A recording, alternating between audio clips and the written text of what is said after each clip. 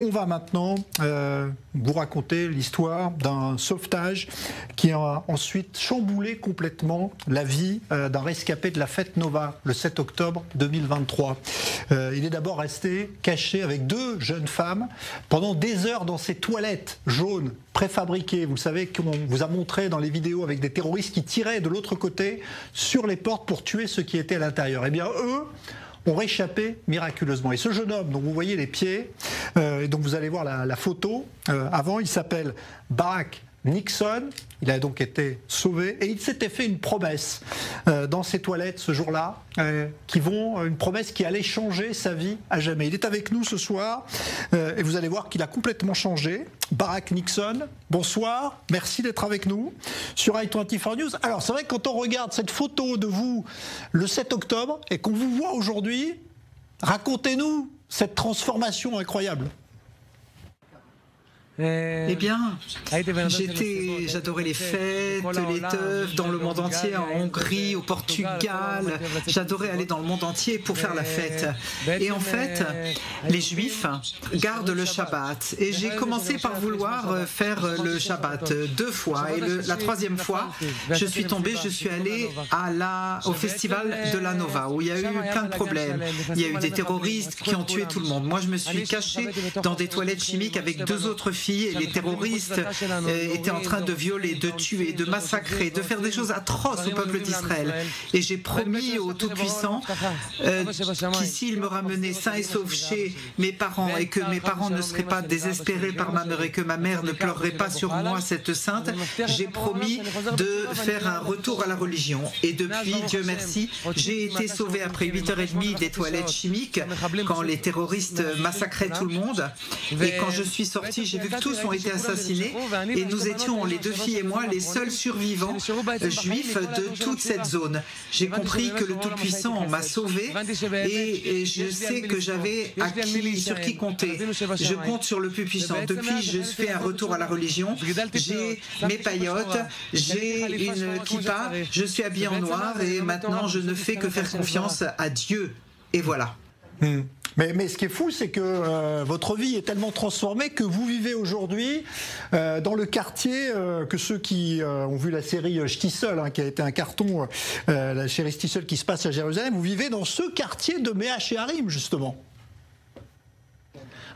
Aujourd'hui, je vis à Jérusalem, à Mea Shearim, j'étudie la Torah toute la journée, Dieu merci. On fait des conférences dans le monde entier et en Israël et nous expliquons aux gens qu'il ne faut que sourire et faire confiance à Dieu sans se préoccuper d'autre chose. On n'a besoin de rien d'autre que Dieu qui nous donne tout. Et simplement répondre à tout par le sourire et l'amour sans juger quiconque. Souriez, souriez, Dieu nous aime.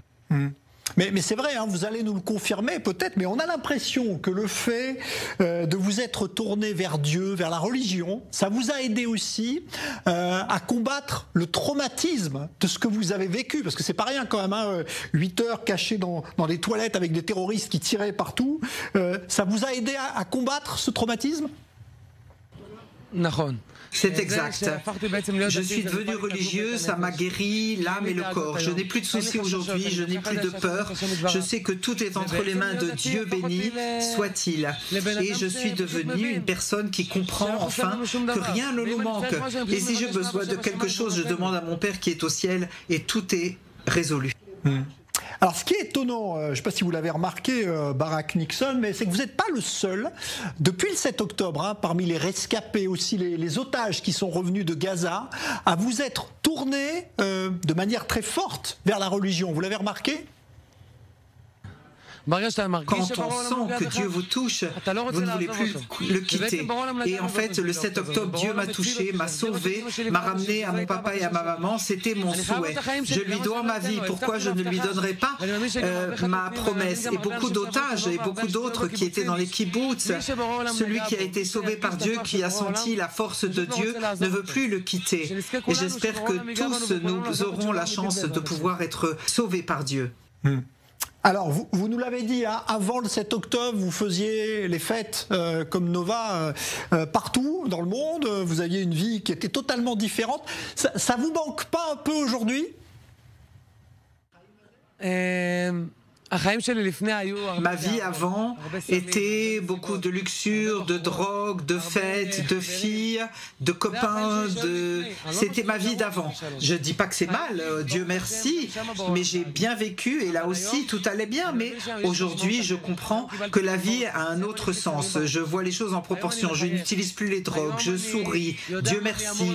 Je sais ce que je dois faire et ce que je ne dois pas faire. Aujourd'hui, la ligne est droite. Je ne regarde plus à droite ou à gauche. Je vais tout droit vers cet objectif d'être le meilleur garçon du monde pour que toutes les personnes dans le monde qui me voient sourient et comme ça ils me souriront en retour et c'est ainsi que nous amenons la rédemption.